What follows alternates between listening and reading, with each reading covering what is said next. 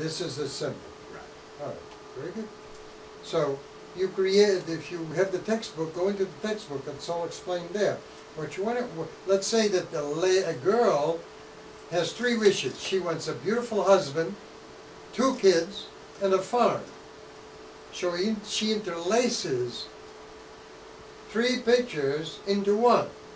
For example, she might put a pipe for husband, a smoking pipe for husband, 2 little kids, little urchins, and a couple of trees and a little house. And she puts it all together in a circle maybe, and that's a composite symbol of what she really wants. That's it. Yeah. And put it on the wall, put a copy of it in your car, put a copy of it everywhere, so when you look at it, you're reminded of where you're going. Don't explain it to anybody what it is, because then they give you counter-intention. Right. You'd be amazing what negative minds can do to you. I'm not going to go into that right now. Then, 14b, study the preliminary instructions on page 23. Number 15, seriousness. Observance number 38 on page 225. Study carefully at home. Then we go into mental determination. This one is important because it's in heavy font, heavy letters, black letters. Observance number 48 on page 276. 45 determinations and discuss in class. We need to do that now, and that'll be the end of this session. Get your textbook. Go to page 276.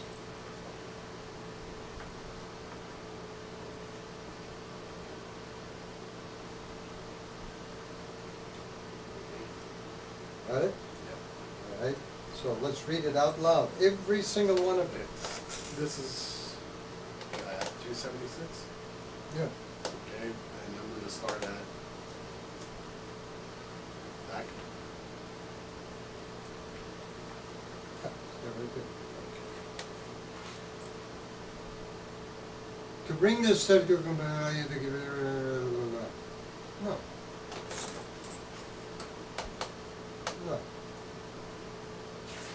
What's going on? Yeah. Oh, we skipped a page, that's what it is. It begins right here, page 275.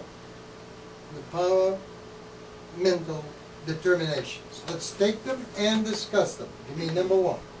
We can't do this all in one class. I will review at this point observance number 4 on honesty. Right, so you need to do that. Number 2. I understand what is meant by adverse control, which arises from the dishonesty of specious people, organizations, and governments. Oh, really? Specific. You want to explain that to me? Say that correctly?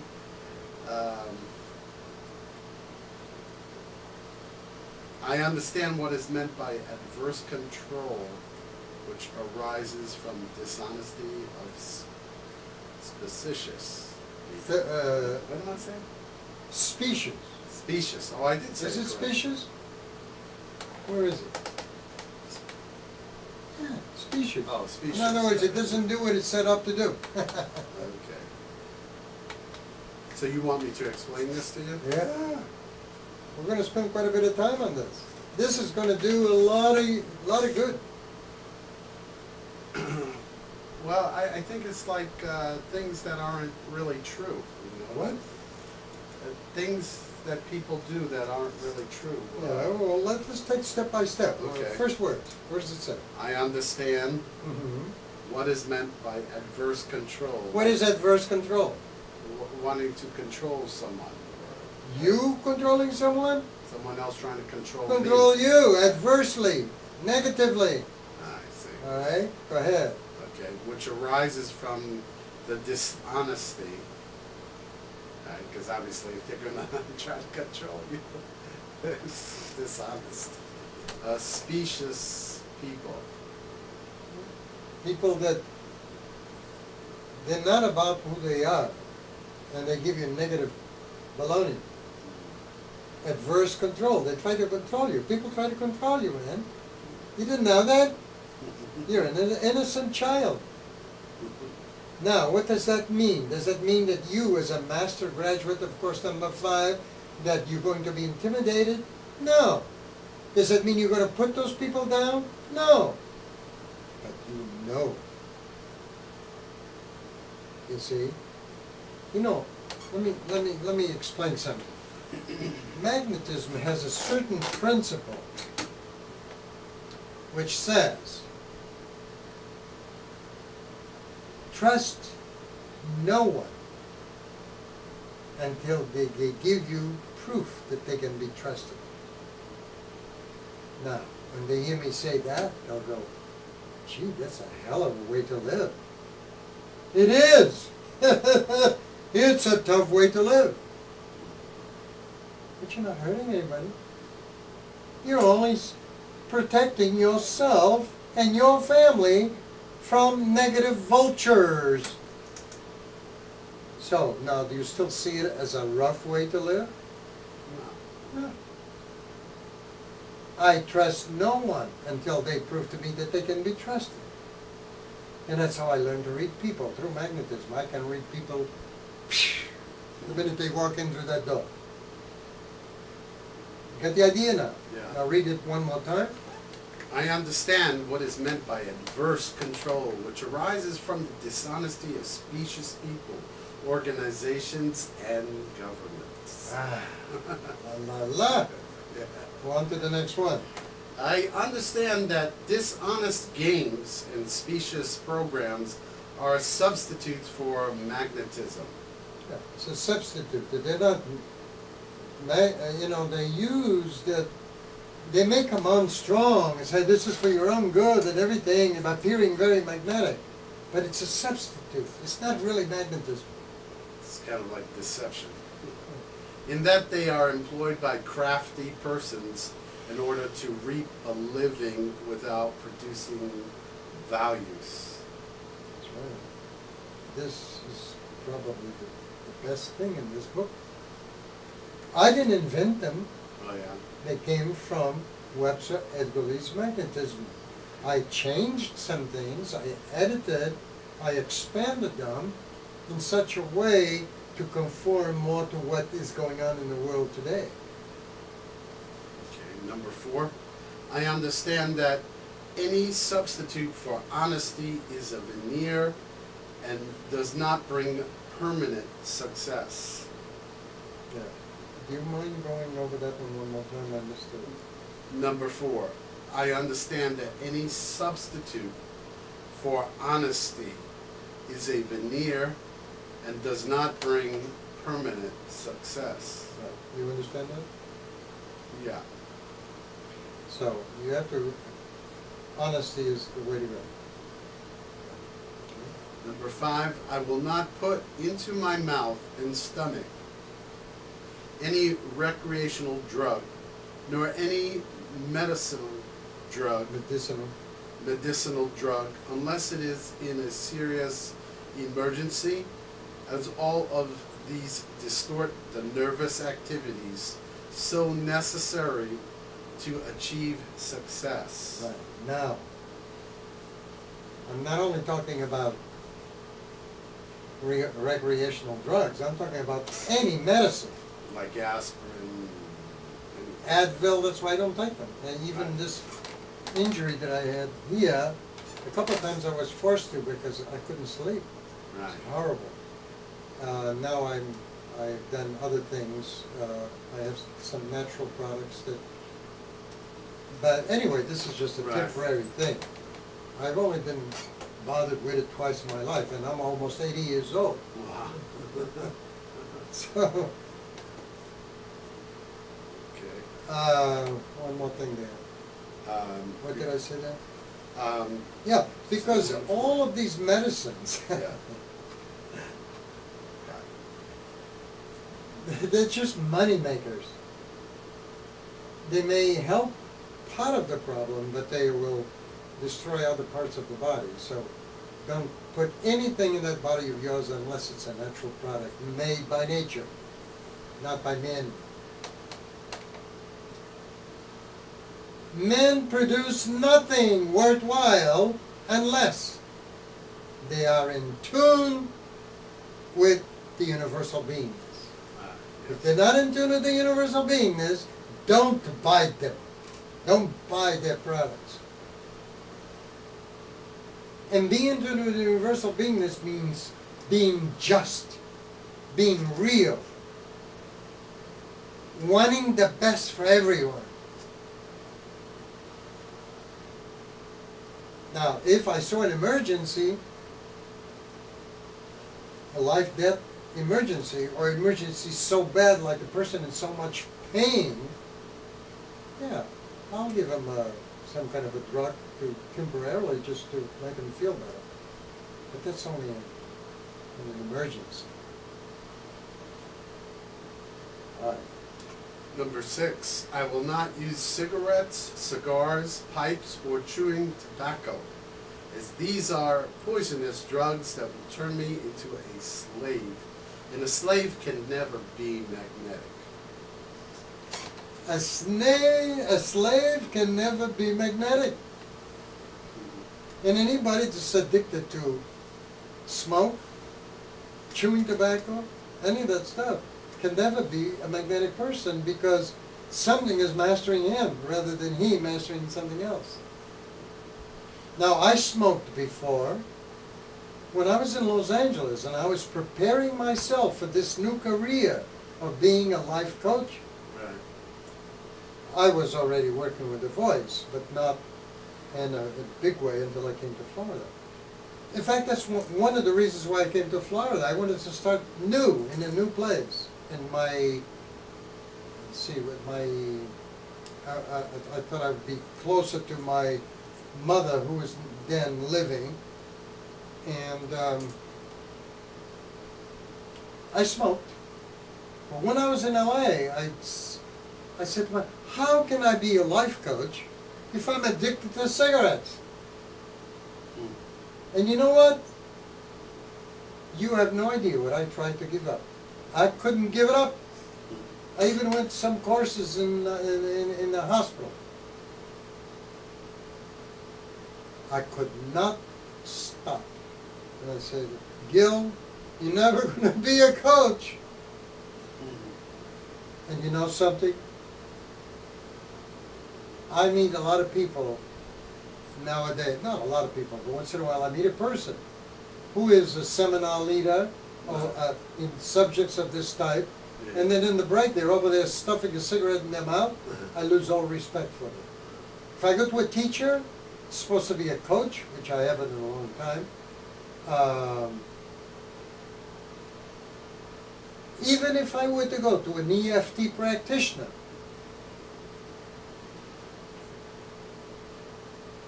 and then on the break he pulled out a cigarette, that's it. Bye-bye. Because my theory is this: if you cannot give up something that has a hold on you, what business do you have being a leader in this profession? Cigarettes, cigars, chewing tobacco, anything, candy, chocolate, but more so cigarettes, because they're very bad. What I find really stupid is how the government spent thousands and thousands of dollars to prove scientifically that smoking is bad for you. All they had to do is ask me, I would have told them. All they had to do is ask you, you would have told them too. You know why? Because both you and I probably threw up when we smoked our first cigarette. I know I did. Simple. Anything makes you sick is a poison. Science. Have to prove everything. This is what I love about the study of course 5 and 5A. Science proves things to others. And these teachings, you prove things to yourself. You don't need anybody else. You don't need to prove anything to anybody. I don't need to prove any of this stuff. All I tell you is prove it to yourself. Didn't work for you? Fine. Throw the books out. Simple. On to the next Number one. 8. I will not allow any person to influence my will or control my decision in any matter by the use of alcohol.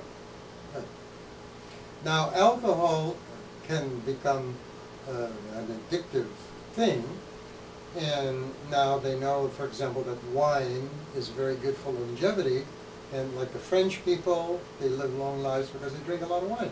But the wine that we used to drink, and where I was born in my country, it's a big difference between that kind of drinking that they do in Europe and the drinking they do here. You don't go sit in a bar and smoke and drink all night long. And some people in the old country drink a lot, but they eat a lot. And they're educated totally different. Big difference. Number 9, I will not allow an appeal to my appetites in any form to be used to win from me any action that may put me to a disadvantage in any dealing or matter of importance. Right. Now in magnetism you have 4 appetites.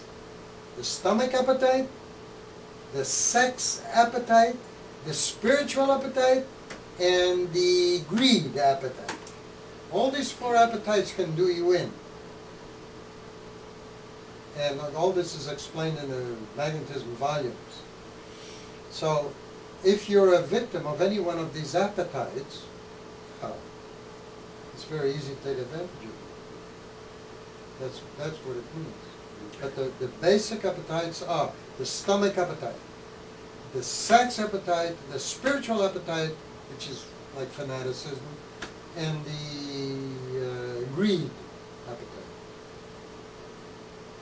Number 10, I will not at any time overeat, as a body poisoned by decaying surplus food will not function optimally. Right. That's perfectly obvious. Right. Number 11, I will eat for the purpose of living and not live for the purpose of eating. Number 12, I will not permit my mind to be blinded by the efforts of the opposite sex to influence me through any form of sex appeal. Okay, now these, the next 2 or 3 require some looking at, because this country is so uptight on sex. In fact, the whole world is, but this country, Americans, they made sex a bad thing. Sex is a beautiful thing. And you know, they say, well, it's a beautiful thing only when you're in love. No, man, sex is good. Makes you feel good, otherwise people wouldn't be chasing the opposite sex. I find sex, one, in any form, with anybody, in any way, one of the healthiest things a person can do. Of course, they have to be careful. You certainly wouldn't share your body with somebody that is diseased.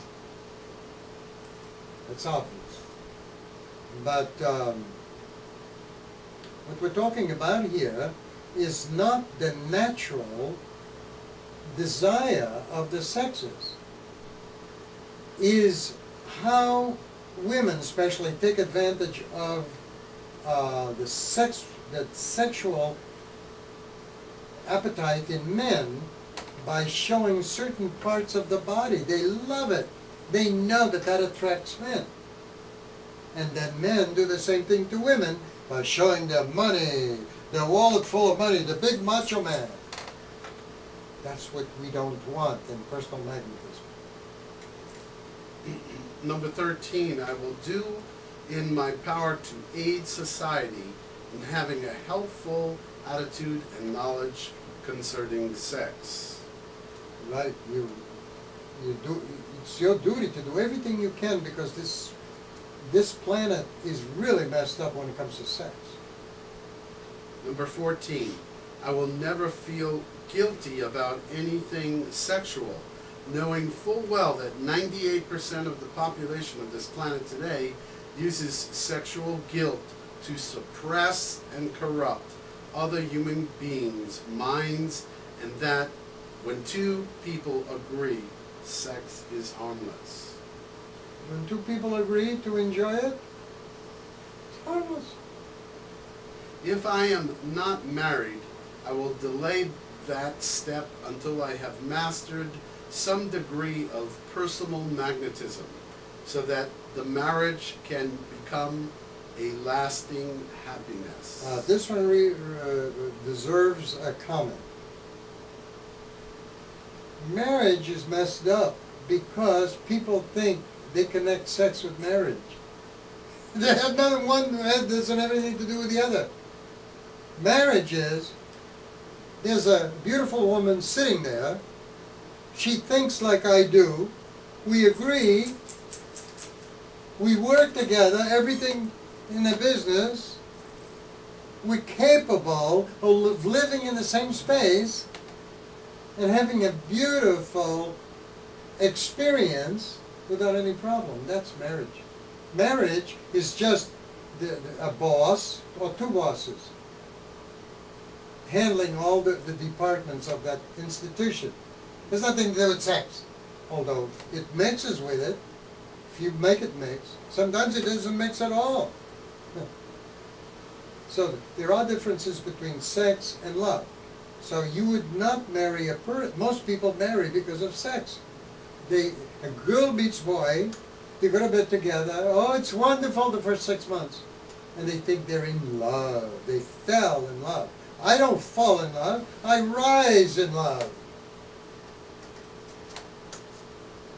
See, and then once they get along together and they can help each other on this reform school called life, then they can get married.